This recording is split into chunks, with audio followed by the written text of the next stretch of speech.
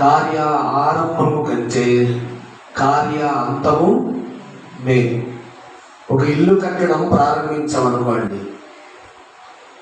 కొంత శరవేగంగా ముందు శరవేగంగా కడతాం ఇల్లు. స్లాబ్ అయ్యి ప్లాస్టిక్ అయ్యి కరెంటు పని వీటి కాడికి వచ్చేసరికి ఏమైపోతుంది? నిదానమైంది. ఎందుకు? అంతలోకి మనలో ఉన్నటువంటి ఉత్సాహము, మన దగ్గర ఉన్నటువంటి డబ్బు ధనం కూడా ఏమైపోతుంది? కరిగిపోయి ఉంటుంది. అప్పటికి మన కార్యం ఏమవుతుంది? నిదానమైపోతుంది. దేవుని వాక్యం ఏం చెప్తుందంటే కార్యారంభము కంటే కార్య అంతము నీవు ఎలాగూ ప్రారంభించావని దానికంటే నీవు ఎలాగూ ముగించావు అనేది చాలా శ్రేష్టమైనది. ఇల్లు కట్టేటప్పుడు చూడండి, ఇల్లు కట్టేటప్పుడు చెత్త చెదారము, రాళ్ళు రప్పలు, సిమెంట్ ఏమేమో అన్ని గలీజు, చాలా చూడడానికి అంత అసహ్యంగా కనబడుతుంది.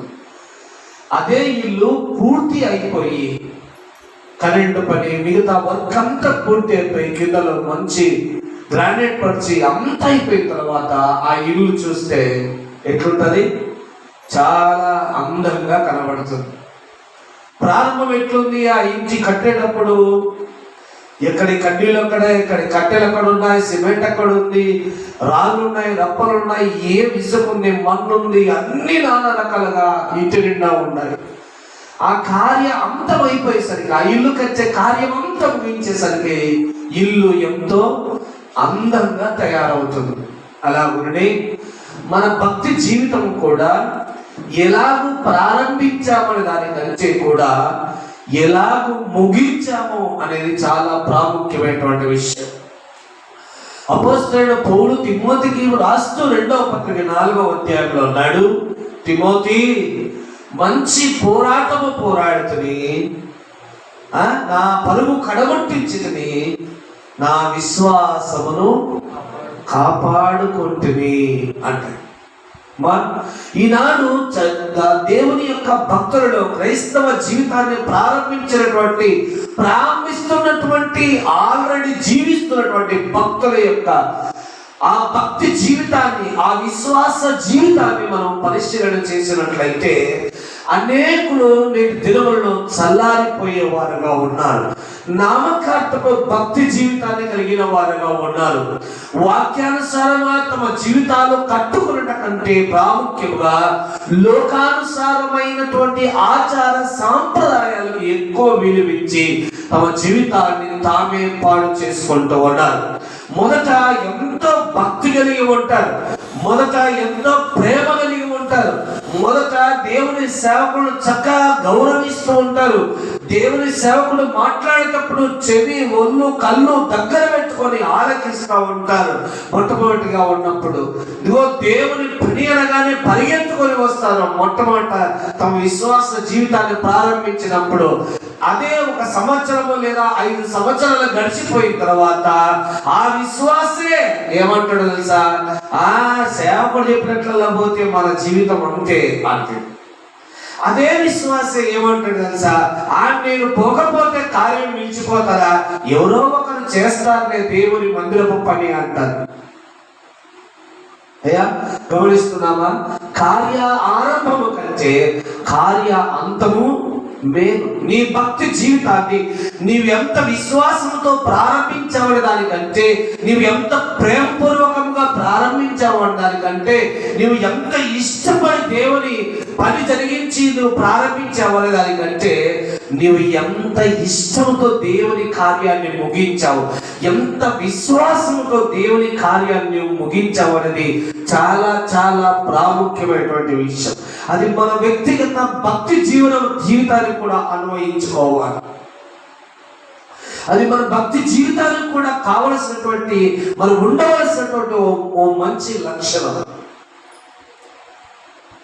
అనేక మంది చెబుతూ ఉంటారు. మనం అనేక సంఘాల్లోనికి వెళ్ళినప్పుడు కానీ, ఇతర సంఘాల్లో మనం వెళ్ళినప్పుడు కానీ, ఎక్కడైనా దేవుని వాక్యాన్ని బోధించడం కానీ, ఏదైనా శుభకార్యాలకు వెళ్ళినప్పుడు కానీ కొంతమంది వచ్చి మన దగ్గర చెప్తా ఉంటారు. ఏమంటా ఉంటారంటే, అయ్యా ఈ మందిరం కట్టేటప్పుడు మేము పడ్డ శ్రమ ఎవరు పడలేదయ్యా అంటారు. అలా ఇంకా కొంతమంది చెప్తా ఉంటారు, దేవుని సేవకుడు మా మధ్యకు వచ్చినప్పుడు ఆయన ఎవ్వరు ఆదరించలేదయ్యా, మేమే మా కుటుంబమే ఆదరించి ఆయన దగ్గరకు చేర్చుకొని ఈనాడు ఇంత సంఘముగా విస్తరించామయ్యా అంటూ ఉంటారు. కానీ వారి వ్యక్తిగత జీవితాల్లోకి వెళ్ళి పరిశీలన చేస్తే ముందు ఆ రోజు దేవుని సేవకుని కొరకు ఎంత బలంగా నిలవబడ్డాడో ఈ రోజు ఆ సేవకుని కొరకు, ఆ సేవకుని పక్షాన మాట్లాడే వాళ్ళు కరువైపోయారు. ఇదిగో దేవుని మందిరం కట్టడానికి ఎంత ప్రయాసపడ్డారో ఆ రోజున ఈ రోజు దేవుని మందిరానికి రావడానికి ప్రయాసపడేవారు లేరు. ఏం చెప్పుకుంటూ ఉంటారు, దేవుని మందిరానికి కట్టడానికి ఎంతో ప్రయాసపడ్డావయ్యా అని అంటుంటారు. కానీ దేవుని మందిరానికి ఇప్పుడు వస్తున్నావా? ఇప్పుడు అదే ప్రయాసంతో దేవుని మందిరంలో నివసించగలుగుతున్నావా? ఇప్పుడు అదే ప్రయాసంతో దేవుని మందిరము పని కొరకు మనం ఉపయోగపడగలుగుతూ ఉన్నామా? అందుకనే జ్ఞాని అయిన సొలొమోను అన్నాడు, కార్యారంభము కంటే కార్యాంతము మేలు. కార్యాంతము చాలా ప్రాముఖ్యమైనటువంటి విషయం. ఇలా చెప్పుకుంటూ పోతే చాలా మంది భక్తులు కూడా వారి జీవితాల్లో మనలాగే చాలా మంది బైబిల్ గ్రంథంలో కూడా భక్తి జీవితాన్ని శ్రేష్టముగా ప్రారంభించి తరువాత వారి జీవిత అంతానికి వచ్చేసరికి దేవుణ్ణి విడిచిపెట్టేంత దౌర్భాగ్య స్థితికి కొందరు దిగజారిపోయారు. వారిలో కొందరిని మాత్రం నేను చూపించి త్వరగా ముగించేస్తాను. మొదటి దినవృత్తాంతంలో గ్రంథం, దినవృత్తాంతంలో మొదటి గ్రంథము రెండవ గ్రంథం 14వ అధ్యాయం. దినవృత్తాంతంలో 2వ గ్రంథం 14వ అధ్యాయం. అయ్యా ఈయన ఎలా ప్రారంభించాడు అనేటువంటిది మనం జ్ఞాపకం చేసుకొని మనం ముందుకు వెళ్ళిపోదాం.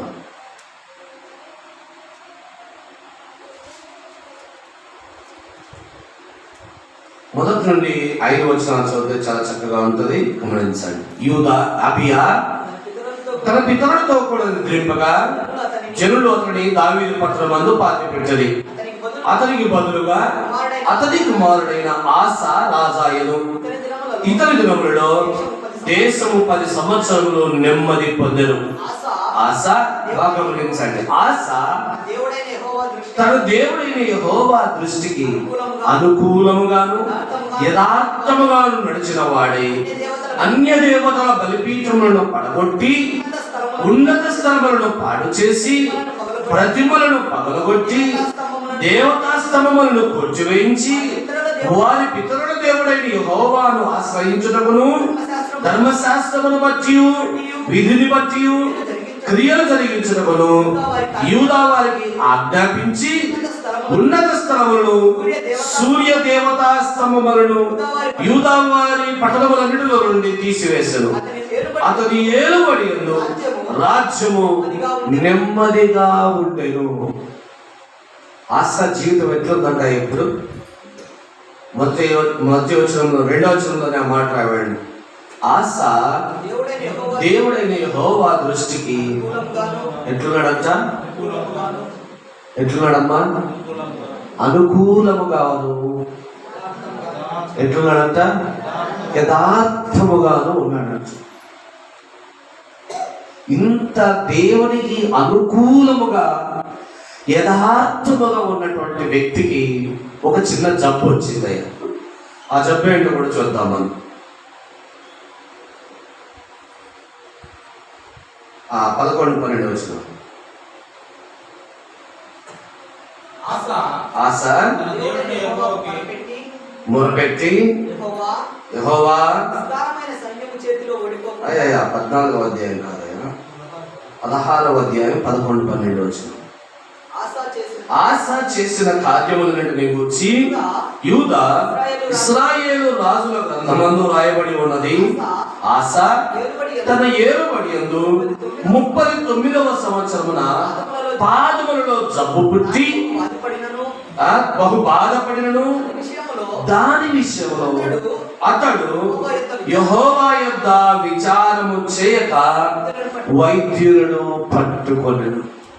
అమ్మా, దేవునికి ఎంత అనుకూలముగా ఉన్నాడో, ఎంత యథార్థ హృదయుడై ఉన్నాడో, తన కాల్లో చిన్న జబ్బు పుడితే దాని విషయమై దేవుని యొద్ద విచారణ చేయక, ఇప్పుడు మనమే ఉన్నాం అనుకోండి, మనం ఒక వ్యక్తికి చాలా అనుకూలముగా ఉంటాం. ప్రతి వ్యక్తికి ఎవరో ఒకరు నమ్మకమైన వ్యక్తి ఉంటారు. వారి బాధలు, వారి కష్టాలు, వారి ప్రతి విషయాన్ని షేర్ చేసుకునే, పంచుకునే ఓ వ్యక్తి ఖచ్చితంగా ఉంటాడు.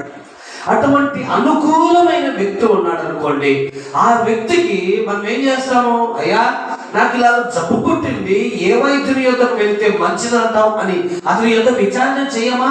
అయ్యా, అతని యొద్ద విచారణ చేయమా?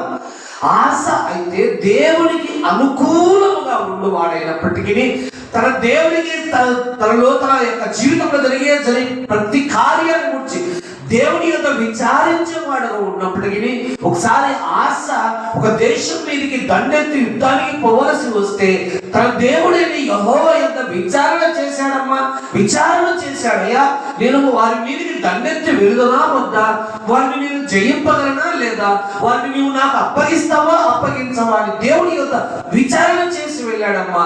అయితే తన వ్యక్తిగత జీవితానికి ఒక జబ్బు కలిగినప్పుడు మాత్రము అతడు దేవుడైన యెహోవా యొక్క ఏం చేయలేదంట? విచారణ చేయ. క్రైస్తవ జీవితము, దేవుని పిల్లల జీవితం, అనేకుల జీవితాలు ఇలా ఉన్నాయి. మొదట ఎంత చక్కగా దేవునికి అనుకూలముగా, సేవకులకు అనుకూలముగా, సంఘానికి అనుకూలముగా, దేవుని ప్రజలకు అనుకూలముగా చక్కని భయభక్తులు కలిగి యథార్థ హృదయులై తమ హృదయం ముందు ఏం ఉంచుకునక యథార్థంగా మాట్లాడి అదిగో దేవుని సంఘానికి, దేవునికి అనుకూలముగా ప్రవర్తించి వారి వ్యక్తిగత జీవితాల్లో చిన్న చిన్న సమస్యలు కలిగినప్పుడు దేవుని యొక్క విచారణ చెయ్యరు, సేవకుని అంతకంటే అడగరు. ఆశ అటువంటి పని చేశాడు. దేవునికి ఎంత అనుకూలమైన వాడమ్మా, ఎంత అనుకూలమైన వాడంటే మరి ఒక స్నేహితుడు తనతో మాట్లాడినట్టుగా మాట్లాడేటువంటి వాడు, తన జీవితంలో సంభవిస్తున్న ప్రతి సంఘటన బట్టి దేవుని యొక్క విచారణ చేసేటువంటి వాడు ఆశ. అయితే ఆ జబ్బు విషయమై కూడా దేవుని యొక్క విచారణ చేయవద్దా? అయ్యా, ఎందుకు ఇచ్చావు నాయన నాకు ఈ స్థితి, నాకు ఎందుకు ప్రభా ఈ జబ్బును పుట్టించావు, అయ్యా నీ చిత్తమైతే తొలగించమని దేవుని యొక్క ప్రార్థన చేయొద్దా? అందువల్ల తన జీవితం ఏమైపోయిందంట? 11వ చదవవాడు ఆశ ఏమైపోయాడు అమ్మా? అయ్యా, మరణం పొందడానికే సిద్ధపడ్డాడు కానీ దేవుని యొద్దకు మాత్రము వెళ్ళలేదు. ఎంత భక్తిగా ప్రారంభించాడు, ఎంత దేవునికి అనుకూలముగా ఉన్నాడు, ఎంత యథార్థ హృదయుడై ఉన్నాడు, ఎంత మరి దేవునితో సహవాసం కలిగి ఉన్నాడు. మొట్టమొదట అంత మంచి సహవాసం కలిగిన ఆశ తన మరణం వరకు కూడా తిరిగి ఎవరి దగ్గరికి వెళ్ళా? దేవుని దగ్గరికి వెళ్ళా. అలా ఉండకూడదని ప్రభు నీతో మాట్లాడుతున్నాడయ్యా. మరి నీవు అలా ఉండకూడదని ప్రభు నీతో మాట్లాడుతున్నాడు. నీవు ఎలా ప్రారంభించావనేది ప్రాముఖ్యమైన విషయం కాదు. అయ్యా, నువ్వు ఎంత ప్రేమపూర్వకంగా ప్రారంభించావు, ఎంత విశ్వాసంతో ప్రారంభించావు, ఎంత త్యాగపూరితంగా ప్రారంభించావు. నీ ప్రారంభం మాత్రమే ఉంటే సరిపోదు. నీ జీవితాంతం వరకు ఆ యొక్క ప్రయాసాన్ని కొనసాగించాలి. పౌలు అదే అన్నాడు తిమోతితో, నా పరువు కడగొట్టించితిని, మంచి పోరాటము పోరాడుతుంది, నా విశ్వాసాన్ని ఏం చేసుకున్నాడంట? కాపాడుకున్నాను. నీ విశ్వాసాన్ని, నీ భక్తి జీవితాన్ని, దేవుని యందు నీకున్న భయభక్తులను, దేవుని యందు నీకున్న యథార్థతను, దేవునితో నీకున్న అనుకూలమైన మంచి సహవాసాన్ని నీ జీవితం అంతా మటుకు కొనసాగించాల్సినటువంటి బాధ్యత మనందరిపైన ఉంది. ఆశ అలా కొనసాగింపక మరణమైపోయాడు తప్ప దేవుడి వైపు తిరిగి మరలినట్లుగా ఎక్కడా వ్రాయబడి ఉండలే. ఇలా చెప్పుకుంటూ పోతే మరొక భక్తులు కూడా నేను చూపించి ముగించేస్తాను. రాజుల మొదటి గ్రంథం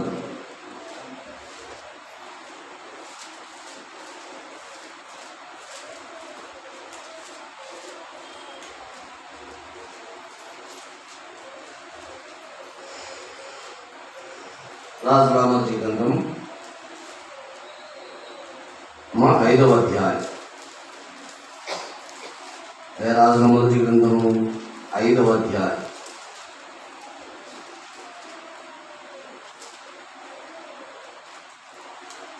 అయా 29-30 వచనాలు మాత్రమే చదవండి. అంత చెప్తే సమయం చాలు, చదివిస్తే కూడా చదవండి.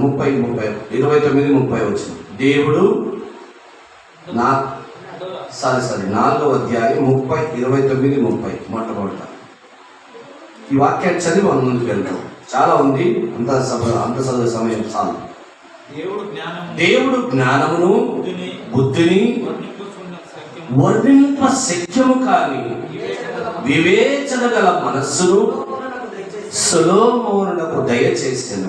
కనుక సొలొమోనునకు కలిగిన జ్ఞానము తూర్పు దేశస్థుల జ్ఞానము కంటెను, ఐగుప్తీయుల జ్ఞానమంతటి కంటెను అధికమై ఉండెను. 34వ వచనమయ్యా. అతని జ్ఞానపు మాటలు తెలుసుకొనుటకై అతని జ్ఞానమును గూర్చి వినిన భూపతులందరిలో నుండి జనులందరిలో నుండి మనుష్యులు సొలొమోను వద్దకు వచ్చి. ఎంత జ్ఞానవంతుడు కదా! దేవుడు వాగ్దానం చేస్తూ కూడా అంటాడు, నీ వంటి జ్ఞానవంతుడు ఇక మీదట భూమి పైన ఉండలేదు, ఇక మీదట కూడా ఉండబోడు అని అంటాడు. 5వ అధ్యాయంలో దేవుడు సొలొమోను జ్ఞానాన్ని అడిగాడని ఆయన ఏం చేశాడో చూడండి.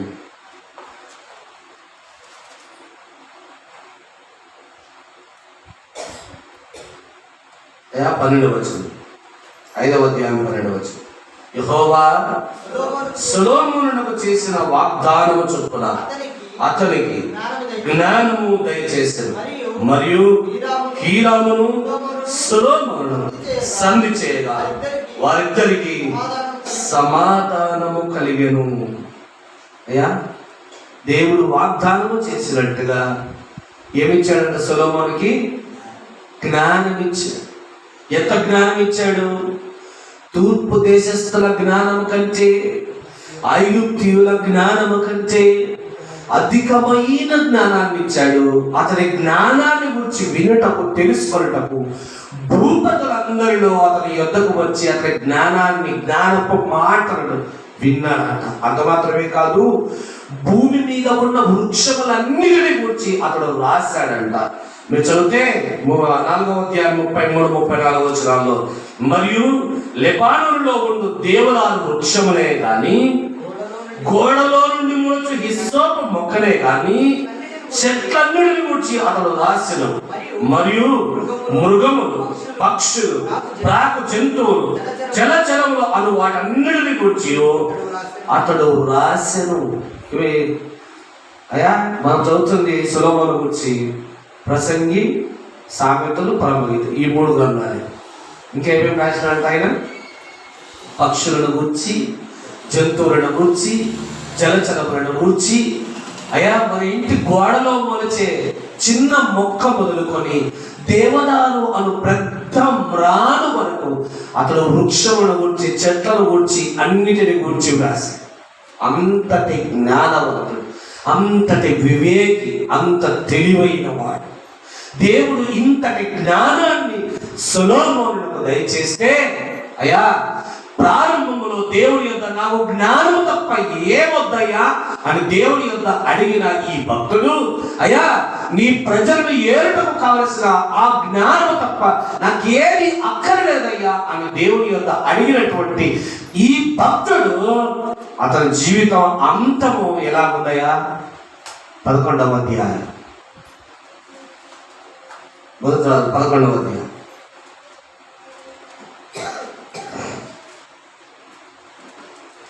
అయ్యా 11వ అధ్యాయం మొదటి 3 వచనాలు చదవడం మొట్టమొదట. మోయాబీయులు, ఎదోమీయులు, అమ్మోనీయులు, సీదోనీయులు, హిత్తీయులు అను జనులు మీ హృదయములను తమ దేవతలకు త్రిప్పుదురు గనుక వారితో సమాధాన పడకూడదనియు, వారితో మీరు సహవాసం చేయకూడదనియు యెహోవా ఇశ్రాయేలుకు సెలవిచ్చి ఉన్నాడు. ఏం చెప్పినాడంట దేవుడు సొలొమోనుకి? అయ్యా, మోయాబీయులతో కానీ, ఎదోమీయులతో కానీ, అమ్మోనీయులతో కానీ, సీదోనీయులతో కానీ, హిత్తీయులతో కానీ మీరెవరితోనూ సహవాసం చేయకూడదు. వారి పిల్లలను మీరు చేసుకోకూడదు, మీ పిల్లలను వారికి ఇవ్వకూడదు, వారితో మీకు ఏమాత్రము సాంగత్యం ఉండకూడదని దేవుడు చెప్తే, ఈ దేవుని యందు ఇంత భక్తి కలిగి సర్వజ్ఞానము సంపాదించిన ఈ జ్ఞాని ఏం చేశాడు చూడండి.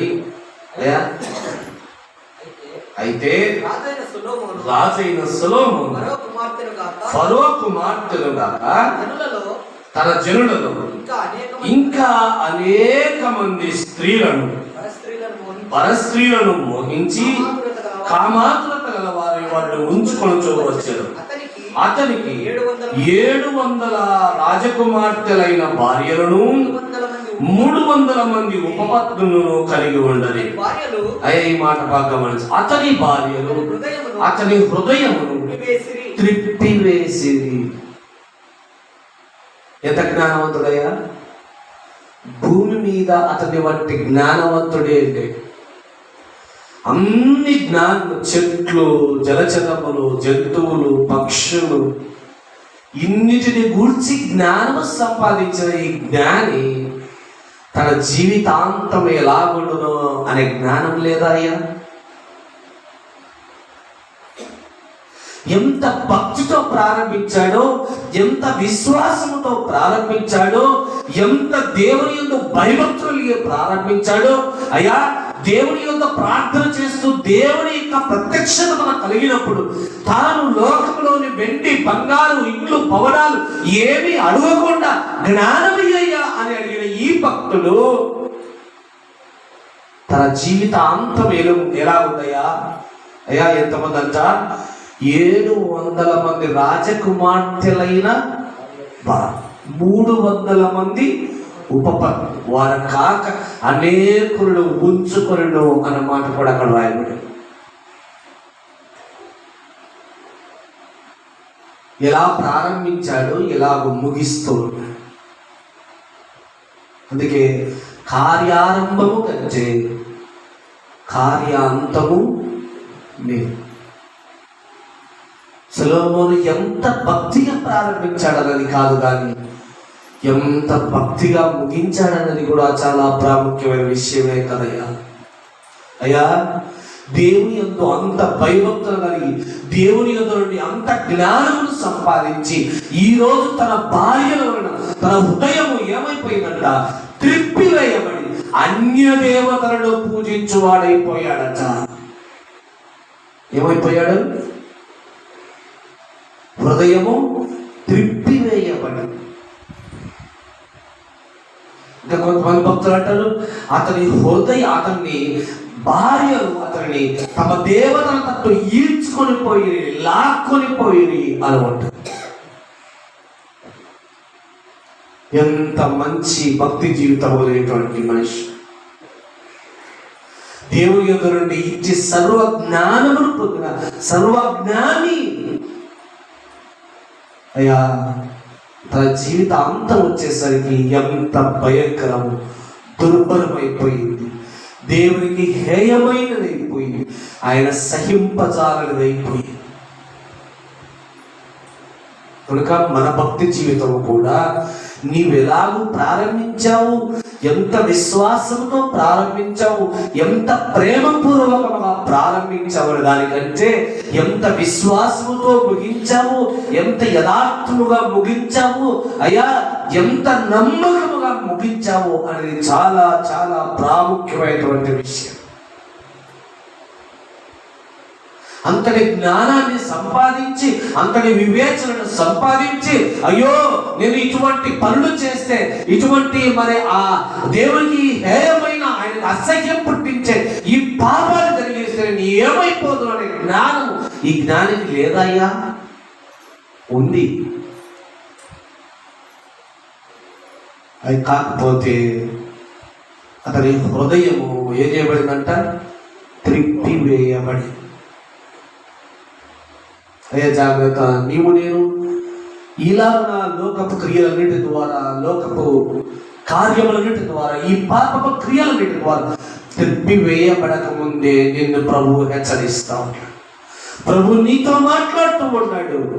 నీ యొక్క భక్తి జీవితము ఎలాగో ప్రారంభించవో దాన్ని నీవు కాపాడుకో, దాన్ని నీవు జాగ్రత్తగా చూసుకో. నువ్వు మందిరం కట్టేటప్పుడు ఎంత ప్రయాసపడ్డావు అన్నది కాదు, ఇవో నీ జీవితం ముగింపులో కూడా నువ్వు ఎంత ప్రయాసపడ్డావు. అయ్యా నువ్వు ఎంత త్యాగపూరితంగా దేవుడి సన్నిధికి సమర్పించావు అన్నది కాదు, ప్రభు కొరకు ఎంత త్యాగపూరితంగా జీవించి నీ జీవితాన్ని ప్రభువుకు సమర్పించి బ్రతికావో అనేది చాలా ప్రాముఖ్యమైన విషయం. ఆశ దేవునికి అంత అనుకూలంగా ఉన్నప్పటికీ దేవుని ఆశ్రయించకుండా మరణమైపోయాడు తప్ప దేవుని యొక్క ఏం చేయలేదట? విచారణ చేయలేదు. మరి అంత ముందు కాలంలో దేవుని యొక్క విచారణ చేయలేదా? చక్కగా విచారణ చేశాడు. ఏ కార్యం చేయాలన్న విచారణ చేశాడు. ఇలా చెప్పుకుంటూ పోతే చాలా మంది భక్తులు ఉన్నారు, అందరినీ చూపించే సమయం చాలు. కొన్ని మాటలు ఒక ఇద్దరు ముగ్గురు మాత్రం చెప్పింది ముగించేస్తాను. అయ్యా సౌలును దేవుడు ఏర్పాటు చేసుకున్నాడు ఇశ్రాయేలు మీద రాజు.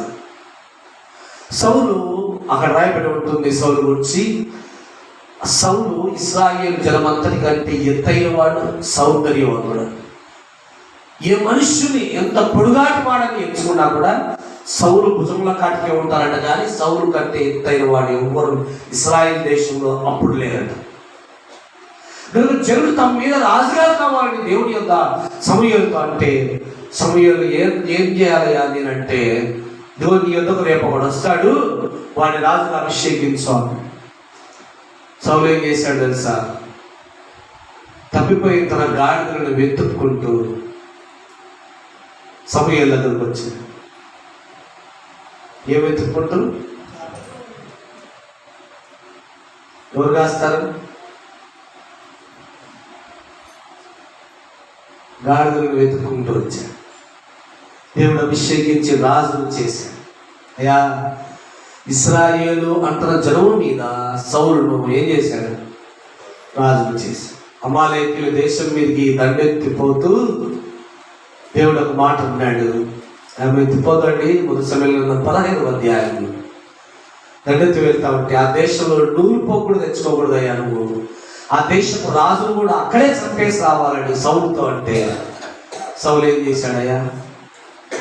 దేవుని మాట వినకుండా, దేవుని ఆజ్ఞకు లోబడకుండా, అయ్యా ఆ అమాలేకు దేశము నుండి క్రొవ్విన గొర్రెలు, ఎద్దులు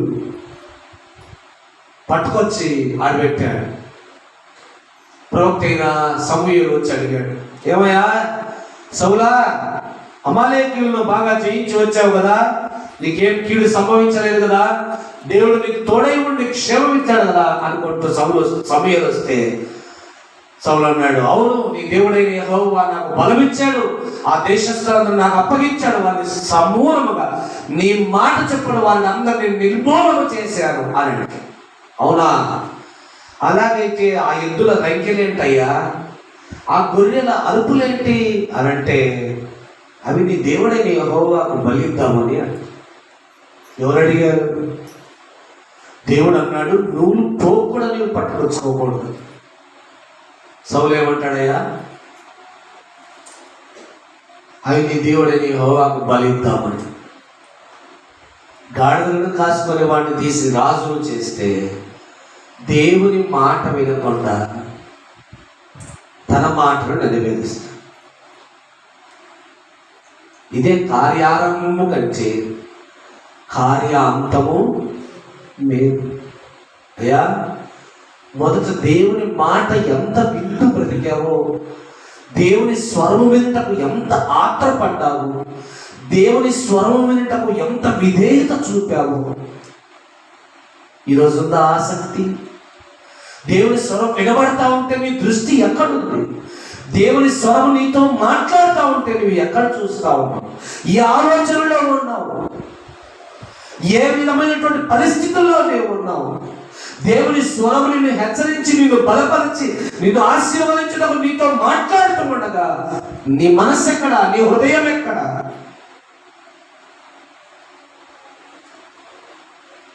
కార్యారంభము కంటే కార్యాంతము చాలా శ్రేష్టం. సంసోను తీసుకోండి. సంసోనును పుట్టించిందే ఫిలిష్తీయుల నుండి వారిని విడిపిస్తాడు. సంసోను ఏం చేశాడయ్యా? ఆ ఫిలిష్తీయుల అమ్మాయినే పెళ్లి చేసుకోండి. తన ప్రతీకారం తీర్చుకోవడానికి. ఏం తీర్చుకోవడానికమ్మా? తన ప్రతీకారం తీర్చుకోవాలి. దేవుని చిత్తాన్ని నెరవేర్చడానికి కాదు. దేవుడు సంసోనును ఎందుకు పుట్టించాడో దాన్ని నెరవేర్చడానికి కాదు. అది వెళ్ళిపోయింది అక్కడ. ఇప్పుడు ఏం చేస్తున్నాడు? నా భార్య నాకు కాకుండా చేస్తాడా అని 300 నక్కలు పట్టుకొని ఒకదాంతో ఒకదాన్ని ముడేసి మధ్యలో దివిటి పెట్టి ఫిలిష్తీయుల గోధుమల తోటలన్నింటినీ కాల్చివేయించాడు. అనేక మందిని తన బల శౌర్యముల చేత హతమార్చాడు ఫిలిష్తీయుడు. దేని కొరకు? తన పంతాన్ని, తన పగ తీర్చుకోవడానికి ఇదంతా జరిగించాడు. కానీ ఏనాడైనా దేవుడు నన్ను ఇశ్రాయేలును ఈ ఫిలిష్తీయుల నుండి విడిపించుటకు పుట్టించాడని ఆలోచన చేశాడయ్యా? మరి దేవుని చిత్తాన్ని మనము దేవుని చిత్తాన్ని జరిగించడం ఈ భూలోకం మీద నన్ను నిలిపి, లోకములో ఎందరో జ్ఞానవంతులు, ఐశ్వర్యవంతులు, ఎన్నికలైనటువంటి వారు దేవునికి మహా గొప్పగా ఆరాధన చేయగల ఎందరో భాగ్యవంతులు ఉండగా, అయ్యా అజ్ఞానివి, తెలివిలేని వాడు, చదువు లేనివాడు, పామరుడవు, ఏమాత్రము దేవునికి ఇచ్చి నీ స్తోమత కలిగి ప్రభువుకు వెండి బంగారాలు అర్పించి నీవు ఆరాధింపలేకపోయినప్పటికీ బీదవాడవు, ఇదిగో ఏమాత్రము తృణీకరింపబడిన నిన్ను ప్రేమించి ప్రభు దగ్గర నిన్ను నిలిచిపెట్టుకుంటే నేను మనం దేవుని మాట వింటున్నామా? ఆయన చిత్తాన్ని నెరవేరుస్తున్నామా? ఆయన ఉద్దేశాన్ని నెరవేరుస్తా ఉన్నామా? మన సొంత చిత్తాన్ని నెరవేర్చుకుంటామా? మన సొంత ఉద్దేశాన్ని నెరవేర్చుకుంటాం. నన్నే అట్లా అంటాడా? నన్నే ఇంత మాట అంటాడా?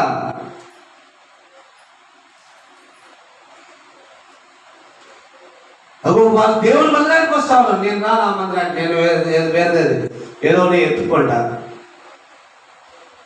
ఎవరి కోసం? అయ్యా దేవుడు నిన్ను ప్రేమించి దాని కొరకు ఏర్పాటు చేసుకోలేదు. దేవుని చిత్తాన్ని జరిగిస్తావని, ఆయన ఉద్దేశాన్ని సంపూర్ణంగా నెరవేరుస్తావని దేవుడు నిన్ను నన్ను ఏర్పాటు చేసుకున్నాడు. అయ్యా ఆయన నీ బంగారు, నీ వెండి, నీ ధనము అవసరమైతే ఈ లోకంలో ఉన్న ఎందరో ధనవంతులు ఉన్నారయ్యా, వారికి లేదు ఈ రక్షణ. ఆయన ఏర్పాటు చేసుకోవచ్చు. ఆయనకు వెండి బంగారాలు కావాలనుకుంటే, ఆయన ధనధాన్య సమృద్ధులు కావాలనుకుంటే ఆయన వారిని ఏర్పాటు చేసుకొని వెళ్ళేవాడు. నిన్ను నన్ను కాదు.